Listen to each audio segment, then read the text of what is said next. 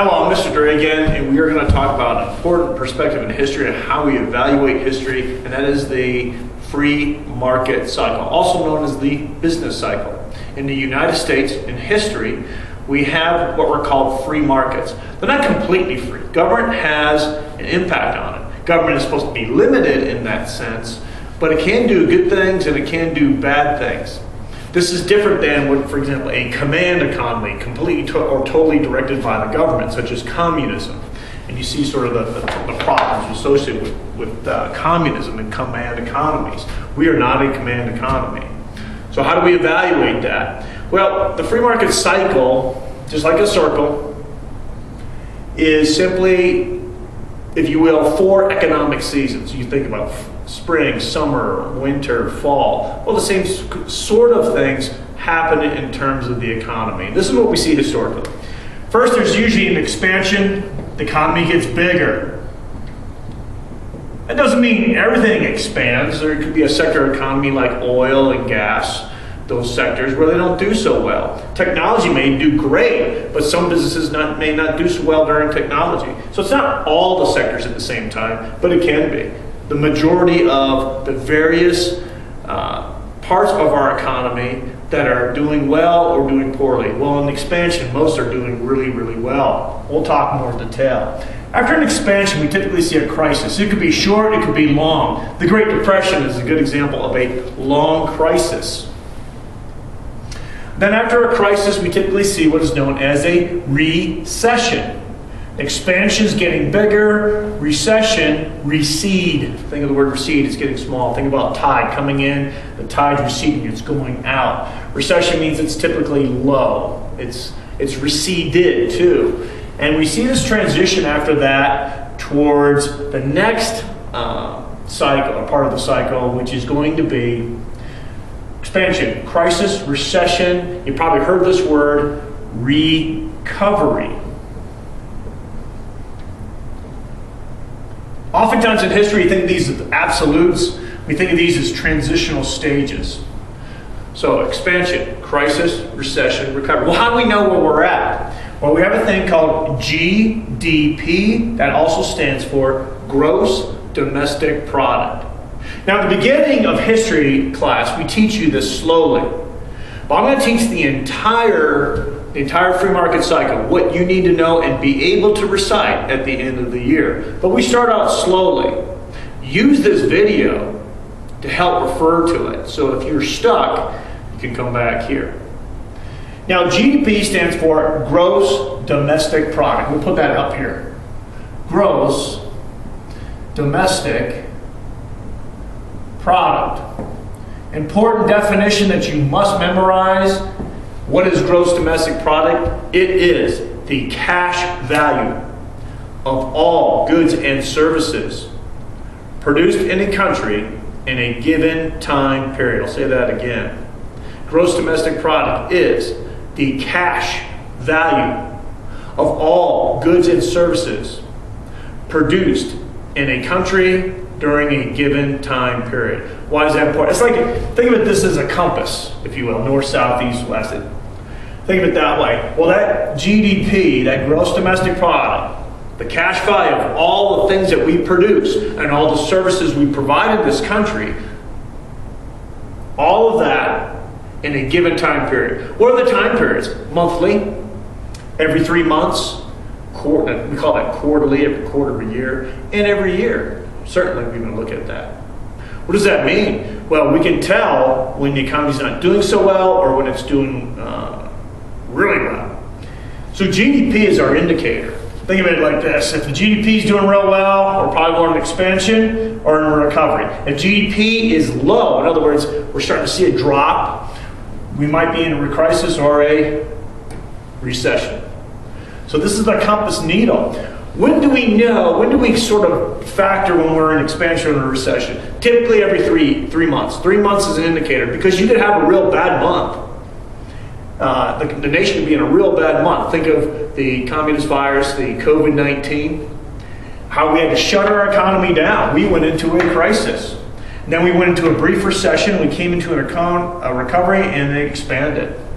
Sometimes we see this expansion, the cycle every 3 to 5 years, but in the case of this virus that we've had, this pandemic, this thing has gone rapidly. People lost jobs immediately, those sorts of things. Well, what are the indicators, having said that, of these 4 cycles? The first thing we like to talk about is production. And again, you have to recite this, you have to know this, but once you see it as a cycle, it's very easy. Production during expansion is high. We are producing goods. Hotels are very busy, they're packed, they're providing a service. Restaurants are open, they're providing a service. Food production is very high. So all sectors of the economy are going well. People need gasoline because they're going on vacation, they're traveling, they've got money in their pockets, they want to do things a lot more than during this other time period. So high production, factories are moving. We don't have a lot of factories manufacturing in this country until recently, and that's because of the global economy over the last 20 years. However, long ago in our history, we're going to study how factories had either high or low production. So expansion, we have high production. In a crisis, what we see is a decrease. I'm going to put that word. It's a transition. We're decreasing, it's dropping. Sometimes it drops super rapid. Think of the pandemic. Stop working. Everyone is, unless you're working from home, we had a major decrease in production. Matter of fact, you can probably see your parents may have to order stuff, but they can't get anything. Why? Because that decrease in production. Places in the world economy stopped working, including ours, and now things are back ordered. If you're working in the trades, that's a big deal. You can't get trusses and frames to build houses fast enough. Appliances like Whirlpool appliances, you can't get it because during the crisis, the production stopped. Those sorts of things. Rapid decrease is typically what we see. Then in a recession, we have low production. We don't have low production right now. We're not in a recession right now. But back then in history, you would see this. Because people aren't buying a lot of things at this point. After low production, we see an increase in production. Factory services are moving. And then we see a high production. So these are sort of the formal stages. These are the transition stages. Expansion, crisis, recession, recovery. High production, decrease in production, low production, and then sort of an increase, and then we go back here. How are we doing so far? Making sense? Now, when we see an expansion, if there's a high demand, we'll get into supply and demand later, but you really understand supply and demand even without the formal definitions. When you have a lot of demand for certain items, you have high prices. If people aren't buying things, you have a rapid decrease in prices. People are not going to buy stuff. Well, if they're not buying things, okay, the businesses are going to try to drop the prices to attract buyers. And based on that, in a recession, we have low prices. Very low prices. Hey, we're going to buy this. Sometimes in a recession, as awful as it is, if you have some money saved away, this is a great time to buy that late model car, or that instead of a 2020 car, you buy a 2019 car. Why? Because if that was a recession, as an example, you want to buy that. Back then, if you wanted to buy a mechanical, back in the Great Depression, if you wanted to buy a mechanical piece of equipment such as a tractor, you could get it at a cheap price. The question is, do you have the money for it? But again, this speaks to, as a young man, young woman, to think about saving money so that when you get to recession, the prices are low, you can buy things. Sometimes you have to buy things during expansion. It's nice to do this. Nice to invest in stocks during this period of time. We'll get the stock market here in a second. Recovery, what we see, an increase in prices. And how do we know that? Because of gross domestic product, the cash value of all goods and services produced in a country in a given time period. We study that and we come up with this. These numbers tell us where that's at. If the GDP is starting to ramp up, starting to get higher and higher than the previous month, we know we might be over here. If it starts dropping, we might be over here. Okay? And prices is a good way. That doesn't mean everything is that way though, because you could have, for example, the iPhone. 10 years ago, plus, when the iPhone was created, we had a great recession. And historically, everything dropped, but yet demand for cell phones such as the iPhone actually increased. So you could have one sector of the economy doing real well, while the other sectors overall are not doing so well. Just a point to make sure you understand. Now, what do we see in terms of production prices and unemployment? We don't track employment, we track unemployment. Why do we do that? Well, we want to know what's wrong with the economy. You know, hey, look, if the economy is doing great, we still want to know what's wrong with it. So the government, the United States government, federal government, tracks this. And one of the big things they track is unemployment. Now, I'm not going to get into the definition of unemployment, but some people are full-time, some people are part-time. Some people, they lose their job and they need help, and maybe take on a part-time job. Maybe they're transitioning between jobs. Maybe they're going to college. So sometimes unemployment is a confusing number for folks. But we really, the bottom line is this: what's wrong with the economy? So unemployment during expansion, high or low? Do you have high unemployment or low unemployment? Well, if the economy is doing well, people are hiring, so you have low unemployment. So while you have high production, high prices, you can't find enough workers. That's the idea. In a crisis, you have a rapid decrease in unemployment. I'm just going to put UE for unemployment. I'm sorry, I apologize for that. Rapid increase. It should be decrease. Why? Because factories can't keep all the people they're hiring. They have to cut because why? No one's buying anything. All right. So while we have low unemployment during expansion, we start seeing a ramp up in unemployment. Think of that historical event, the pandemic, that first stage. Everyone has to stop working. Oh, people went on unemployment, and people are still hurting to this day on that. So we track that. The interesting thing is we know we're in a recovery because we have a rapid increase in employment. We'll get there in a second. Now in a recession, what you see is high unemployment. UE, high unemployment. And that kind of makes sense. Sometimes when students try to do this and memorize this though, what they do is they think low, well that must be low too. No, think unemployment. That is high because no one's producing a lot, because no one's buying a lot. And so factories and companies, businesses, restaurants, you name it, you know what, they can't hire more workers. They're just trying to stay what we call above margin. We'll learn that later. Now, once we see low unemployment, we're tracking that rate. Obviously, a decrease in unemployment.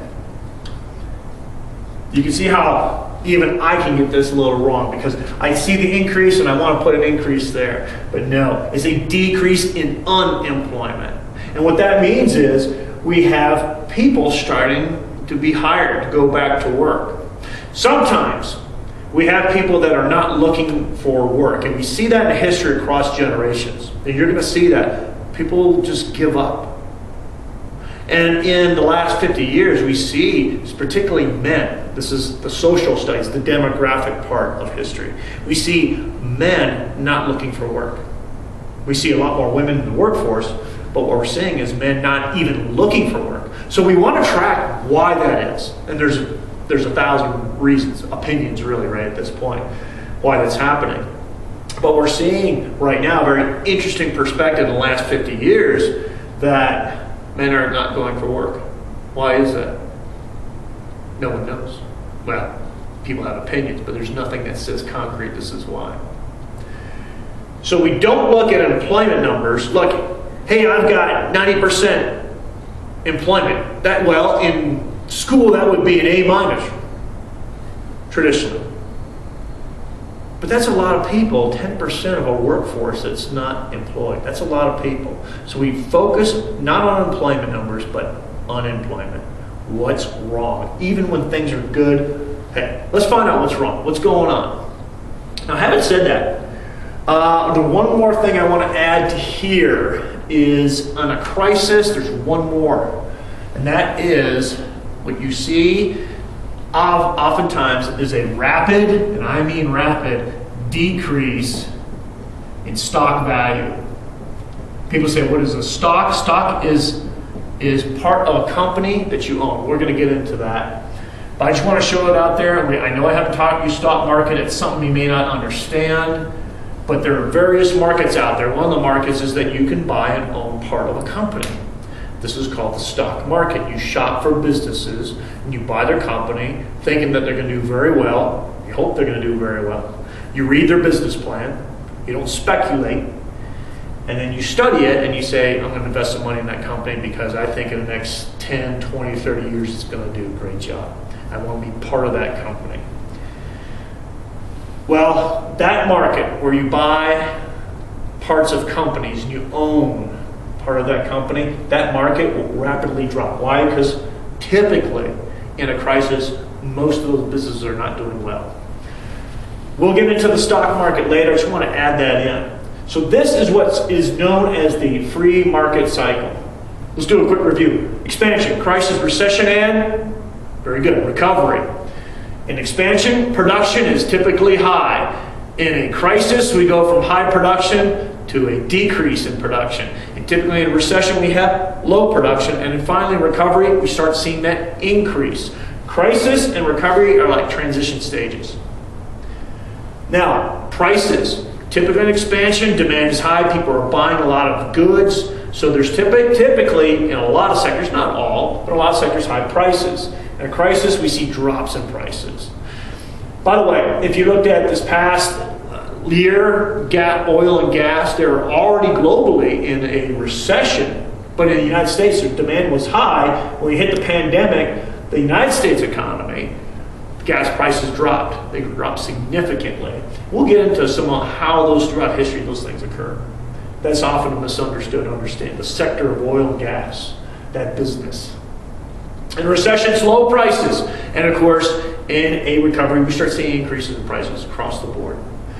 Finally, in an expansion, we have low unemployment. We don't track employment; we track unemployment. And after that, we see a rapid increase in unemployment. People are losing their jobs, so the unemployment rate, unfortunately, is going up. And then in recession, it's a high unemployment rate. And then finally, recovery, when we start seeing people demand increase, factories are hiring, there's a great need, we see a decrease in unemployment. Where are we at now? Is a good example. You've heard a lot of things, you hear a lot of opinions by economists. Well, I don't have a crystal ball. I don't try to give an opinion, but right now, we believe we're here. In March, April, May, we were definitely over here. Now the United States is over here. Over here. So this cycle can be rapid. It can be 5, 7 years. Historically, we see that. And that is something that we are going to cover and slowly build. I would tell you this, at the end of the year, you got to know all this. You got to be able to recite it. Why is that? So when you hear CNN, MSNBC, Fox, and these other places, you hear economists getting on the line. Social media, you hear economists get on the line. Teachers, instructors, professors, you hear economists get on the line. Tradesmen, small business owners talking about economies locally here or nationally.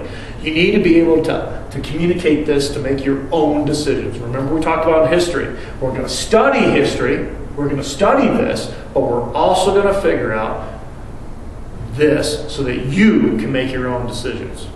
See you in the high ground.